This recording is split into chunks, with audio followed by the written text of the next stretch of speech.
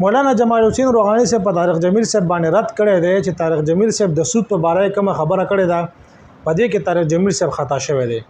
او اصل مسله دا ده چې جمال الدین روحانی صاحب خطا شو، دنیا داسې علما کرام او دنیا داسې عوام هغوی په دې مسله کې خطا شوي دي او ټول وایي چې طارق جمیل صاحب په غلط روان دي. مولانا طارق جمیل صاحب فتوا مې اورېدله که نه مې اورېدلي نو فتوا یې واورئ.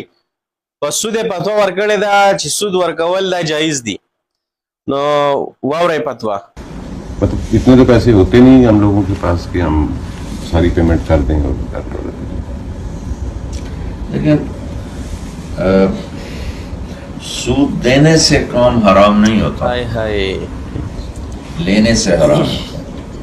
خیر زمونږ د علماو چې کوم طارق جمیل صاحب سره په دې باندې هم ډزې دي چې هغه یو وخت ویلو چې عمران خان ښه سړی دی. باقي د طارق جمیل صاحب چې کوم دی هغه 100 کارونه خو هغه ایر کړ او دغه یو کار چې عمران خان د خو ویلو هغه چې کوم دی ځان تر وړاندې کو هغه 100 کارونه به چې کوم دی دفع کړل. نو خیر زوز د طارق جمیل صاحب دفاع کوم زره د مسلې د پاکوم طارق جمیل صاحب چې کوم مسله بیان کړی دا کوم خبره کړی د زده دی وضاحت کوم تاسو ته. طارق جمیل صاحب په دې خبره کې بالکل په حق او په سچ دی. دا خبره هغه چې کوم دی کړی دا هغه مطلب جدا دی او تاسو چې کوم مطلب الی هغه جدا دی. ګوره په دغه ویډیو کې چې کوم طارق جمیل صاحب ویلي دي سود ورکول هم جایز نه دي او سود اخیستل هم جایز نه دي. باقي یو کس دا سوال کړی دی چې موږ په ځای کاروبار کوو هلته چې کوم دی موږ نه بعضې خلک سود لي، مطلب دا چې موږ ته یو څیز والو نو هغې پسې موږ نه زیاتې پیسې الي، موږ مجبوره یو هغې ته چې موږ ولا زیاتې پیسې ورکو. نو آیا دا کمې زیاتې پیسې چې موږ هغه له ورکوو نو په دغې سره زموږ کاروبار خرابېږي او که نه؟ مسله د سود نه ده، مسله د کاروبار د ګوره یو سود باندې پیسې ورکول دي. زه تاله 1000 روپۍ درکړم زه تانه 1200 غواړم، دا سود دی. دا په سود باندې ما پیسې ورکړې او یو کس چې هغه ماله پیسې راکړي فرض که 10,000 روپۍ راکړي دي او چې کله نیټه پوره شو هغه مانه 11,000 روپۍ غواړي، خو زه مجبوره یم که نه ورکوم ما ته نقصان دی. نو ما هغه له 11,000 روپۍ ورکړې. نو په دې سره خو زما په کاروبار هېڅ اثر ونه غورځېدو. لکه تاسو یو مثال در کوم، ما سره 10,000 روپۍ 10,000 پای کې دا 1000 روپۍ ما ورکړه کس لکم چې ماله په سود پیسې غواړي، یعنې زه مجبوره کړی ما چې ته ماله زیاتې پیسې راکړې. د هغه ما پسې 900 روپۍ ما ولا 1000 روپۍ ورکړې ځکه چې زما نه 1000 غوښتي پاتې شو په 10,000 کې باقي 9,000 روپۍ.